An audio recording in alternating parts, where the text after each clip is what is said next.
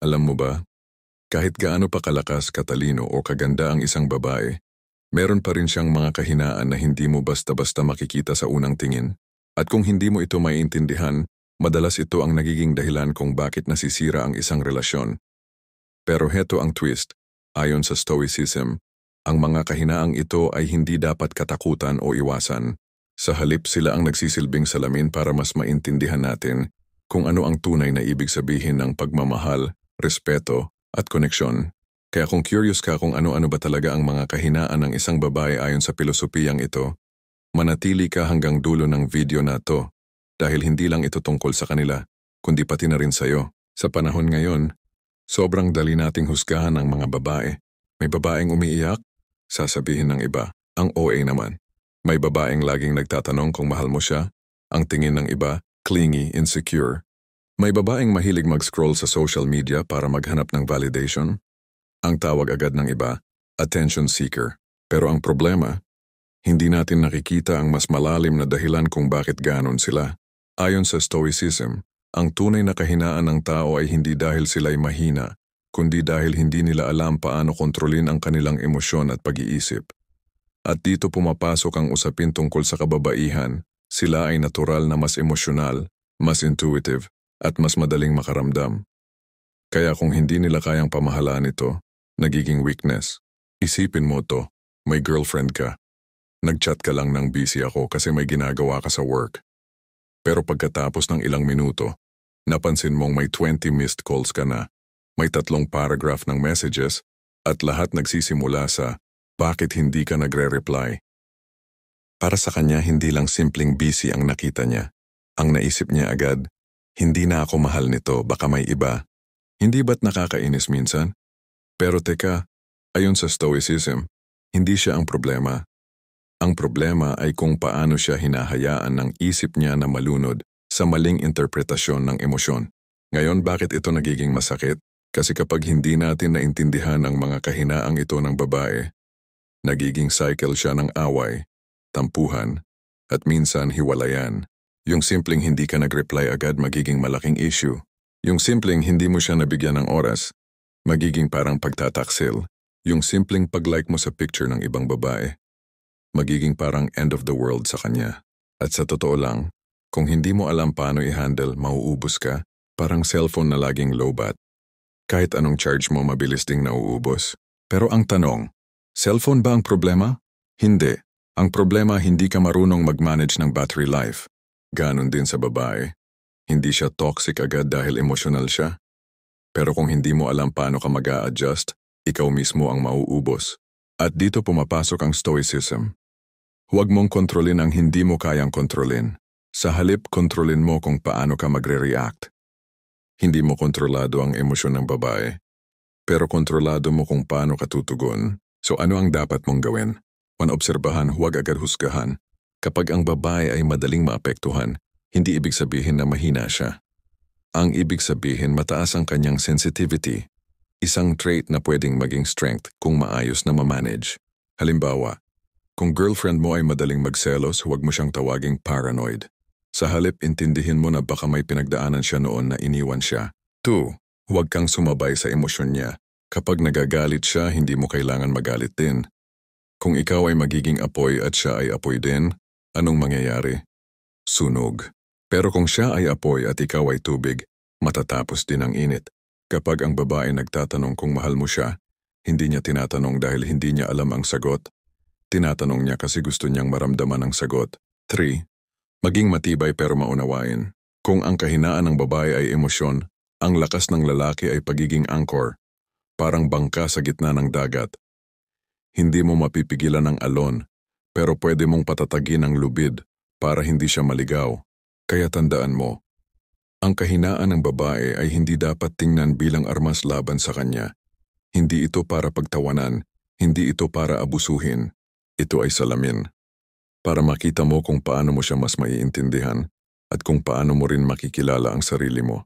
Dahil ang tunay na pagmamahal, ayon sa Stoicism, ay hindi nakabase sa pagkontrol sa iba, kundi sa kakayahang kontrolin ang sarili mong reaksyon. Bakit nga ba ang babae, kahit matapang sa harap ng lahat, may mga sandaling bigla na lang iiyak sa simpleng bagay? Bakit may mga pagkakataon na kahit maliit lang na issue, parang end of the world para sa kanya? Ayon sa Stoicism, may isang malaking dahilan kung bakit emosyon ang pinakamatinding kahinaan ng babae. At kung hindi mo ito maiintindihan, baka ikaw mismo ang malunod sa alon ng emosyon na iyon. Isa sa pinakapangunahing kahinaan ng babae ayon sa Stoicism ay ito. Madali silang nadadala ng emosyon. Oo, lahat ng tao may emosyon. Pero kung ang lalaki ay madalas pinipigilan, tinatago, o nilulunok na lang ang nararamdaman, ang babae naman ay mas bukas, mas expressive, at mas madalas naaapektuhan ng mga ito. Isipin mo, nag-date kayo. Late ka lang ng 15 minutes kasi traffic. Pagdating mo, nakita mo siyang tahimik, hindi kumikibo, at parang may sama ng loob. Sa isip mo, traffic lang naman bakit parang big deal? Pero sa isip niya, kung mahal niya ako dapat nag-effort siyang hindi ako paghintayin. Kasi kung kaya niya akong paghintayin, baka kaya niya rin akong ipagpalit. Kita mo yung difference. Simple lang sa'yo pero malaking bagay sa kanya. At dito nagiging masakit ang totoo. Kapag nalugmok ang babae sa emosyon, nawawala ang kanyang rasyonalidad, parang bagyo. Hindi mo mapipigilan ang ulan.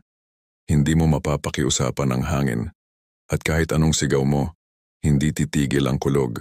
Sabihin nating sinabi mo sa kanya, sorry, busy ako kaya hindi kita natawagan. Pero nakita niyang active ka sa TikTok, para sa kanya hindi na valid ang busy. Ang nakita niya ay mas may oras ka para sa iba kaysa sa akin. At dahil emosyon ang nagdikta na wala na ng puwang ang rason, ayon sa Stoicism, ang tawag dito ay assent. Ang pagkakamali ng isip kapag agad nitong tinanggap ang maling interpretasyon na dala ng emosyon. Ibig sabihin hindi pa nangyayari ang pagtataksil o pag-abandona. Pero dahil sa emosyon parang totoo na, para itong pagtingin sa salamin na basag. Hindi naman talaga pangit ang mukha mo, pero dahil basag ang salamin, distorted ang reflection. Ganito ang nangyayari kapag ang emosyon ang nagdidikta sa perception ng babae. So ano ang dapat mong gawin kapag ang babae ay dinadala ng emosyon? 1. Maging anchor, hindi alon. Kung siya ay dagat na magulo, ikaw ang bato. Hindi mo pipigilan ang alon pero ipapakita mong hindi ka natitinag. Kung sasabayan mo siya, parehong kayong lulubog. Pero kung ikaw ay steady, kusa siyang tatahimik. Kapag ang babae nagwawala dahil sa selos, hindi niya kailangan ng sermon.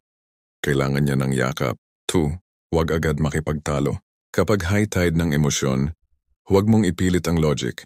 Parang nagbubuhos ng gasolina sa apoy. Hayaan mong bumaba muna ang emosyon bago mag-usap ng rason. Kung nagagalit siya kasi hindi ka nag-text buong araw, huwag mo agad sagutin ng, busy kasi ako hindi mo ba naiintindihan?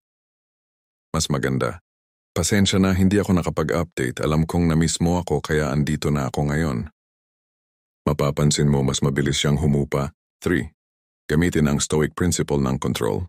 Tandaan mo, hindi mo kontrolado ang emosyon niya, pero kontrolado mo ang tono mo, ang kilos mo at ang reaksyon mo. Kung pinili mong manatiling kalmado, hindi lalaki ang gulo. Kung pinili mong sumigaw, magiging digmaan. Ikaw ang piloto ng eroplano. Siya ang pasahero na natataranta dahil sa turbulence. Kung sasabihin mo, relax lang, normal lang to. Ako bahala, tatahimik siya. Pero kung ikaw din ay kabado at sumisigaw, lalo siyang matatakot. Ngayon natutunan natin na ang emosyon ay parehong kahinaan at kalakasan ng babae. Kahinaan kasi madaling magdala ng maling interpretasyon, pero kalakasan kasi dito rin nakaugat ang kanilang kakayahang magmahal, umintindi, at maging compassionate. Ang tanong, ikaw ba ang lalaking sasabay sa bagyo? O ikaw ang magiging bato na hindi natitinag? Kung iniisip mong pera, ganda o karera lang ang hinahanap ng babae, nagkakamali ka. Dahil ayon sa Stoicism, isa sa pinakamalaking kahinaan ng babae ay hindi material, kundi emosyonal. Ito ay ang takot na maiwan at mawala ng halaga. At ito mga kaibigan ang ugat kung bakit maraming babae ang nagiging clingy. Laging naghahanap ng assurance o minsan sila pa mismo ang unang umaalis kahit wala namang problema. Dahil sa takot na mawala ka, minsan sila ang nauunang bumitaw. Sa puso ng bawat babae may nakatagong tanong na madalas hindi niya nasasabi ng diretsyo, may iwan mo rin ba ako? Ito ang ugat kung bakit. Lagi siyang nagtatanong ng, mahal mo pa ba ako? Kahit kanina lang sinabi mo. Nagiging sobrang apektado siya kapag hindi mo siya pinansin at minsan nagiging sobra ang kanyang expectations sa'yo.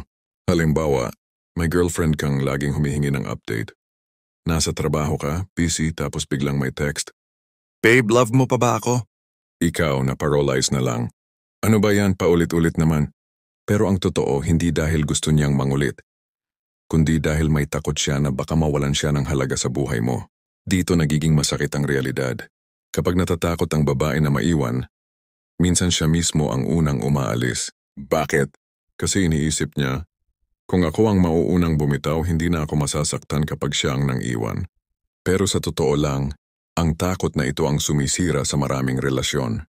May mga babaeng kapag naramdaman nilang hindi ka consistent, hindi ka na sweet gaya ng dati, hindi ka na kasing lambing noon, agad silang maglalagay ng pader, bigla silang magiging malamig, bigla silang magdi-distance, at sa isip nila, mas mabuti na akong maghanda bago pa ako masaktan, parang prutas na hilaw pa.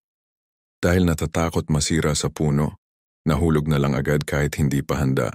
Ganon ang babae kapag natakot siyang maiwan. Minsan, siya mismo ang bumibitaw kahit pwede pa namang hintayin. Ayon sa Stoicism, ito ay manifestation ng fear of loss. Isang bagay na wala pang nangyayari, pero iniisip mo na agad at pinaparusahan ang sarili mo. So paano mo haharapin ang kahinaang ito ng babae? 1. Huwag mong labanan ang takot niya, unawain mo. Hindi mo kailangang sabihin, grabe ka naman, insecure ka. Mas mainam sabihin, naiintindihan ko na natatakot kang mawala ako pero nandito ako ngayon. Hindi mo kailangang mangako ng forever. Ang mahalaga, iparamdam mong sapat siya ngayon. Gamitin ang prinsipyo ng Stoicism, ang present moment. Ayon sa Stoicism, ang bukas ay wala sa ating kamay, pero ang ngayon ay atin. Sabihin mo sa kanya, hindi ko kontrolado ang bukas pero kontrolado ko kung paano kita mahalin ngayon. Hindi ko alam kung ano ang mangyayari sa hinaharap, pero alam kong ikaw ang kasama ko ngayon at iyon ang importante, parang kandila. Hindi ito nagsisindi para magtagal habang buhay kundi para magbigay liwanag sa oras na meron tayo. Tricker, iparamdam ang halaga niya sa gawa, hindi lang sa salita. Pwede mong sabihing mahal mo siya, pero mas mahalaga ang consistency ng kilos. Kung sinabi mong tatawag ka, tumawag ka. Kung nangako kang darating, dumating ka. Kung sinabi mong mahalaga siya, ipakita sa simpleng effort. Hindi lahat ng babae naghahanap ng prinsipe. Minsan sapat na ang lalaking hindi sila iniwan sa oras ng dilim. Ngayon naman natutunan natin ang pinakaugat na kahinaan ng babae ay ang takot na maiwan at mawalan ng halaga. Pero ayon sa Stoicism, hindi natin dapat kontrolin ang kinabukasan. Ang dapat nating gawin ay yakapin ang kasalukuyan. Dahil ang babae hindi niya kailangan ng pangakong walang hanggan. Ang kailangan niya ay kasiguruhan na sapat siya, ngayon at dito. Kung nagustuhan mo ang video na ito, tandaan, ang mga kahinaan ng babae ay hindi para pagtawanan, kundi para intindihin. Dahil sa huli ang pagmamahal ay hindi tungkol sa pagkakaroon ng perpektong tao, kundi sa pagtanggap sa kanilang kahinaan at paggawa ng paraan para maging matatag kayo ng magkasama. Kung may natutunan ka sa video na ito, i-comment mo sa baba, stoic akong umiintindi. At syempre huwag kalimutang i-like at i-subscribe para sa mas marami pang kwento ng Stoicism at relasyon. See you on the next video.